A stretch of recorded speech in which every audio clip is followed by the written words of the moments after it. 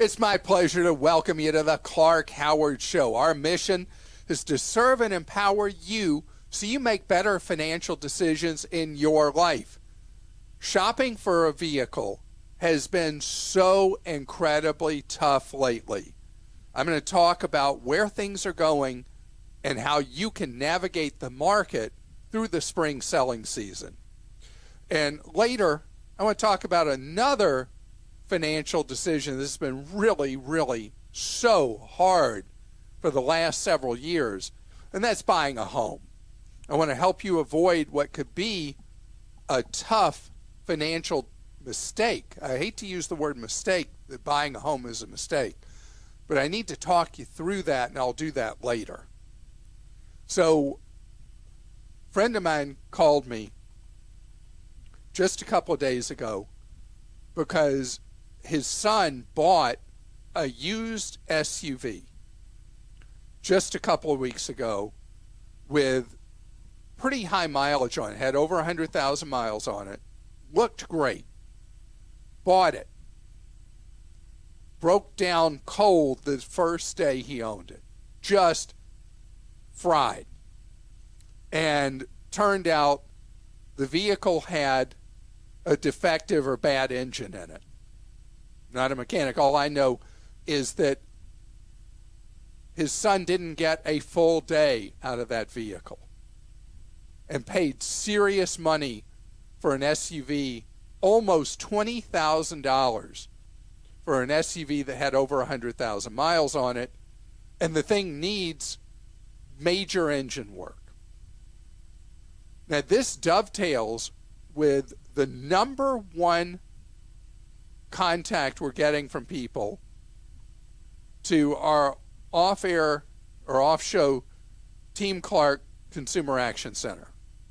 Number one thing we're hearing now, and this is a new pattern, number one is people buying used vehicles right now, desperate to find wheels, and they're buying vehicles that they're paying good money for that turn out to be junk. And what is the consistent theme that has been true with, as best we can tell, 100% of the people who've contacted us? They did not have the vehicle they were buying checked out by a mechanic prior to purchase. If you're buying from somebody like CarMax now gives you 30 days to decide if you like the vehicle. That's plenty of time to have it checked out by a mechanic, even if you think it's going to be a good car for you. As CarMax says, their ad agency, I give them credit, you can first like a car before you fall in love with it. And Carvana gives you, if I remember right, 7 days to return a vehicle for any reason. And this is a movement in the used vehicle purchase business, but it's only a sliver of it. Most sellers of used vehicles, traditional franchise dealers and independent lots, the second you sign the papers, you own the vehicle. There's a sticker on used vehicles that is a white sticker with black block lettering that has either as is no warranty checked, or it says with warranty, and it explains it.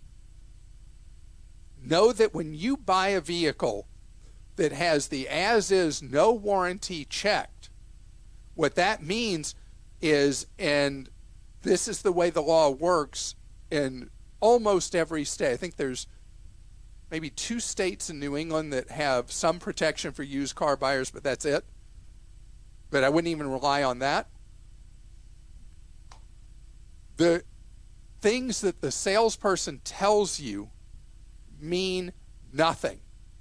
Something the owner of the lot tells you means nothing, because all that matters is that you bought a vehicle as is, no warranty. And you cannot rely upon anything that anybody tells you about how it was driven by a little old lady who just went to church every Sunday. I promise, yeah. So know that what you're told means Zip. All that matters is the paperwork you signed where you're agreeing that you bought a vehicle as is, no warranty. You must have it checked out by a mechanic. The other thing is with used vehicles, harder to do now, but I want you to comparison shop that make and model and the miles, which is much easier to do now than it used to be, is you're able to comparison shop listing to listing to listing that are available online. I used to talk about looking at Edmunds, Kelley Blue Book, NADA, but that is not as relevant in a time of escalating prices. You get a better feel by looking at all the online inventories that are listed there. And for more specifics about how to buy a used car, I have my used car buying guide at clark.com. Now, one of the oddest things I have to tell you is that all through the years, I talked about the value of buying a couple of year old used car. Historically, a vehicle would lose a third of its value in the first year of ownership and continue to trend down in value second year down. Today, because of the shortage of vehicles in the country, in one of the most ironic things I could mention, a lot of vehicles are selling for less new than they're selling for as a nearly new vehicle, as like a year-old vehicle. I have not shared with you that I sold a vehicle recently for just a whisker under $19,000 more than I'd paid for it 13 months before. I turned around because we have the privilege of not having to have that vehicle. I turned around and ordered a new one for substantially less than what I paid, what I was able to sell the used one for, that I made all that money on, because I was willing to wait. And that's one of the key pieces of advice I want you to know if you're looking at buying a new vehicle. Almost every other country on planet Earth, you buy a vehicle by ordering it. We have a ridiculously inefficient new vehicle selling system in the United States, where dealers have these huge pieces of land and they inventory in a normal time, because right now they don't have the inventory, but in a normal time, they're inventorying a lot full of vehicles, and they're paying what are known as floors. Floor is an industry term that every vehicle sitting on that lot unsold, they're having to pay daily interest on. So when they have those acres and acres and acres of lots, they're having to not only cover the cost of having purchased that vehicle from the manufacturer, they're then having to pay for all that land, all the security they have to have with that inventory there, and then they're having to pay all that interest charge for those vehicles sitting there. Everywhere else in the world, I'm trying to think if there's any exception to this. Maybe Canada would be an exception. But pretty much everywhere in the world, when you're interested in a model, they'll have ones you can go test drive. And then when you decide what you want and you order that vehicle with the equipment you want on it. And right now, that's the cheapest way to get a vehicle when you're buying one new, is to place an order. There are some dealers in the country that are taking advantage of the temporary shortage of new vehicle manufacturing, and they are marking up beyond manufacturer suggested retail. But all you have to do is shop around. You'll find dealers for whatever brand it is you're interested in that aren't doing that thing. And so if you buy a vehicle that's on a dealer lot, they tend to option them up. They add all kinds of things on them that run the price up on you. And they might even do ADM, what are called packs, where they'll put junk on the vehicle that they'll put like stripes on it that cost them $10 to put on. They'll sell them to you for $800, and they'll say you got to take them. The stripes are on the car, or things like that. So if you order the vehicle, you don't have to deal with any of those games. You got to wait for it, but then you'll get a lower price, and you'll get the vehicle exactly as you like. And that would be the smartest thing to do now. Another thing is that the shortages of vehicles are gradually going to ease. The used vehicle prices have been coming down in the United States, and the manufacture of new vehicles will steadily increase this year, barring any disruption from war in Europe. The supply of vehicles will steadily increase.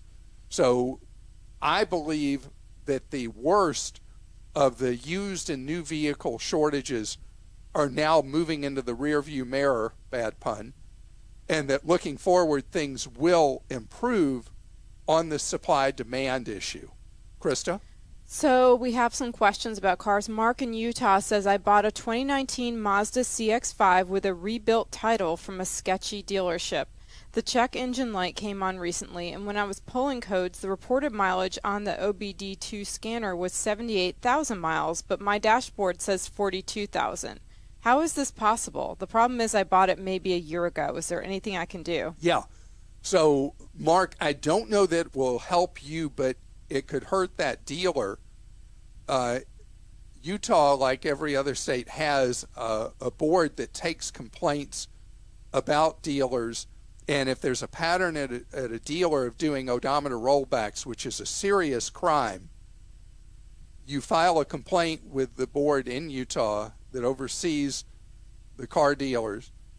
And in theory, there will be an investigation. And if there was an odometer rollback that was going on there, over time, they'll hear complaints from others, and the dealer could hopefully be put out of business. But when a dealer sells a vehicle that has had an odometer rollback, you have been harmed to many thousands of dollars on that CX-5 between what the vehicle would be worth with almost double the miles on it versus what it was sold to you for. And the proper thing would be for the dealer to compensate you. Now, as to what you could do to directly get your money, you'd have to see what the limits are that you could sue the dealer in small claims court in Utah for the harm you've suffered. And you also would have to figure out what would a CX-5 be worth with 42,000 miles used versus 78,000 miles used. And that would be the amount of money you would be seeking in a small claims court action against the dealer.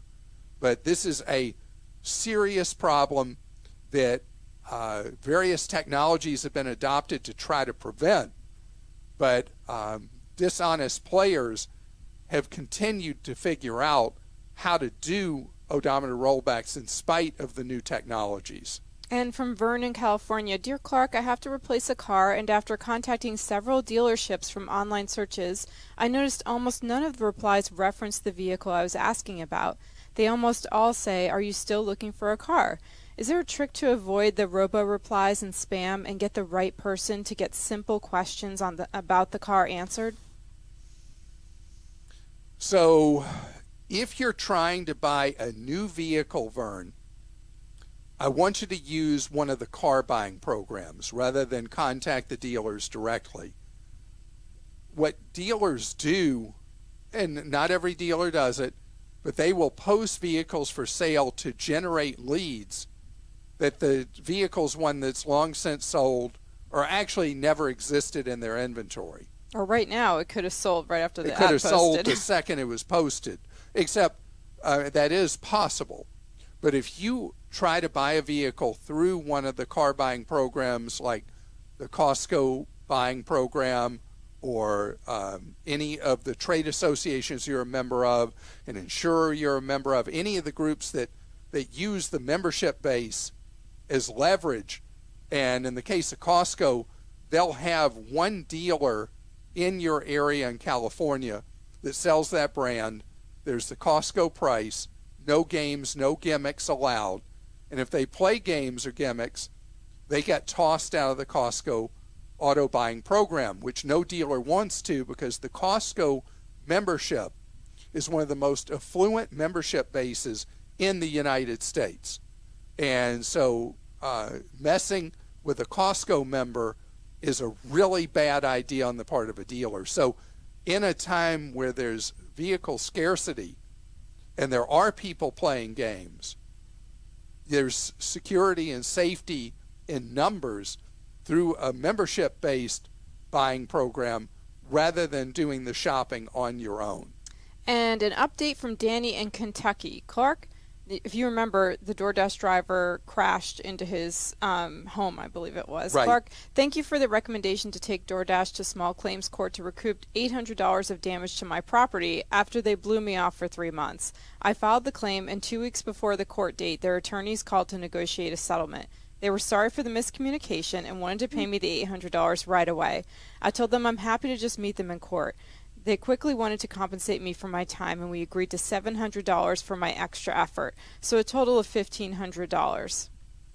So how wonderful is that? Because you never know, if you're dealing with an illegitimate organization, filing an action against them in small claims court will not typically get you compensation that you can collect. If you're dealing with a big bureaucratic enterprise, filing an action in small claims court will often bring a response from their outside counsel or their inside counsel, and they'll say, what do you want? And in this case, it worked, and that's the way the process is going to work. Now, one of the things that has come up before is they tell me I can't sue them because I've agreed to arbitration. But this is a circumstance where there's no such, because in this case, Danny was not their customer. He was a victim of something that happened from one of their drivers. And that's why he had the right to go to small claims court instead of having to file in a kangaroo court arbitration. So great news. Thank you for taking the time to follow up and let me know that it worked. And there's been kind of a panic in home buyers, especially first-time home buyers, with what's going on with housing supply and interest rates. But I'd like to talk to you about strategies for buying a house right now in a very difficult time to do so, and that's coming up. There's a double whammy trying to buy a home right now. We've had this big run-up in prices, and particularly I was looking at a heat map of home prices around the country, and if you look at coastal California, Portland metro area, Seattle metro area, Denver metro area, some resort areas, but those are really second home buyers, and then the Mid-Atlantic, Northeast, and a lot of Florida, the price rises are just shocking on homes. And I'm sorry if I didn't mention the pain in the metro area you're seeking a home, because the pain has been pretty widespread, just more magnified in the areas that I just mentioned. And so here we are at a time that interest rates have been rising. They've fallen back a little bit on homes because there's more of a chance of recession because of war in Europe. But it is a really, really hard time to buy. And you've got the lack of the benefit that people had before, that they knew they were buying at an inflated price, but mortgage rates were so exceptionally low because of all the indirect subsidies that the Federal Reserve was pumping into the marketplace. So we were having these historical record low mortgage rates. So if you stayed in a home long enough, you could compensate for paying what feels like an inflated price for a home, because if you stayed long enough, the ultra low carry costs from the ultra low mortgage rate would make it all better. That over time you would be fine. Today, a much harder call with interest rates being higher and home prices still being inflated. It means that you've got to be very, very comfortable with buying something at what could be a peak of the market for housing. Hard to read that right now, but you have to know that this is a time that calls for more uncertainty on your part. That it's not, even for the longer term buyer, it's not a slam dunk right now to buy a home. It's hard. And it's made even harder by the fact that rents have been rising along with home prices. Why? Because neither market is in isolation. We have a significant shortage of millions of housing units in the United States. We also have a push up in prices for homes because of the fact that interest rates were so low. It helped feed the rise in home prices. So now it's more a toss-up in much of the country whether you remain a renter or you buy a home. It is a tough call to, and I can't really say, go ahead and buy a home. One of the patterns in a lot of the automotive-dependent metro areas in the United States is people have responded to the price signals of the market by going much, much further out. And the effect of that is that if you, let's say you're somebody right now who's able to work remotely, or you're even only having to work in an office where you're doing an ultra-long commute a day or two a week, you don't know how long you're going to have that job. You don't know if you're going to end up in a job you have to come in to a central city or close into a city 5 days a week, and you're way, way, way out. So I know you'd look from me, just say, okay, so you want to buy a home right now, do this, this, this, and this, and go ahead and buy the home, and everything will be great. And I'd love to do that, but right now it requires, and it's hard when you're buying a home, because buying a home is not just about money, it's an emotional decision for a sense of permanence in your life. And it's like almost like something like a milestone in life. But I encourage you to be very, very careful right now in buying. And what do I mean by that? It's very important that you have your financial house in order in a time of uncertainty, with the stakes being higher in home buying than historical, to have your own financial house in order before you proceed with buying a home in a difficult market. I want you to have extremely low or no levels of debt with other things in your life. Absolutely no credit card debt, no personal loans, nothing like that. I don't want you going out and buying a vehicle and taking on a payment at a time that you're going to have to buy a home when the stakes are higher and the risks are higher. So get your own house in order first, and don't short cycle the purchase of a house, meaning at a time that home prices are high, don't buy a house for a short ownership cycle, because there's too many risks that you could get burned. And with that having been said, Christa, I have a question you about have a just question this. related Yes. to exactly the home ownership cycle. I do. This is from Chris. My spouse and I are moving to Hawaii this summer. We work as civilians for the federal government and are trying to figure out what to do for housing. We will be in Hawaii for a minimum of 3 years. The longest we would stay is 7. We have 20% saved for a down payment, but we heard your advice of not buying if we will be living at the location less than 10 years. We're confused about leasehold options in Oahu because we're not familiar with that, or if we should rent normally without a leasehold agreement. We do have the option to rent on military bases, which might be more cost saving. Should we buy, leasehold, or rent a place? Okay, leasehold is something that is pretty common in Hawaii, and I've never liked it. You're buying the right to live in a place that somebody else owns. It is the oddest thing ever. And I am familiar with situations where communities deteriorated over time because nobody wanted to spend any money because they didn't really own the place. They only owned a right to live there for a period of time. In your circumstance, you laid out a perfect scenario to rent. When you're looking at, let's convert that into months. You're looking at being there as little as 36 months. You're a renter.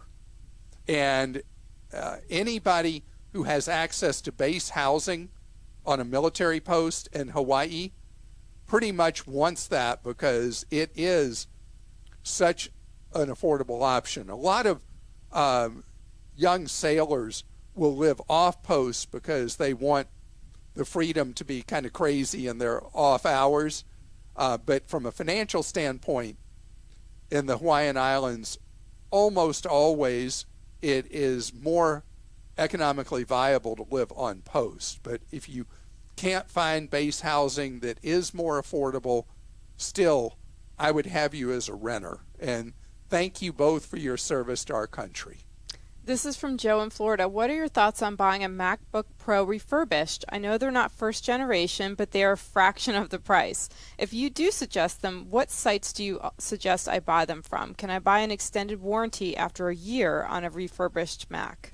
So right now, and by the way, I'm sure there are people who do technology that would have an answer potentially different than mine.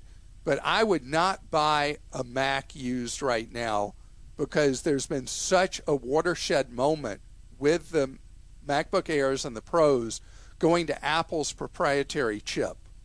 The customer satisfaction with the Macs that are sold with the M1 line of chips is so much higher than it was with the third-party chips that used to populate Pros and Airs, that this is a time that I would look at buying potentially a new MacBook Pro.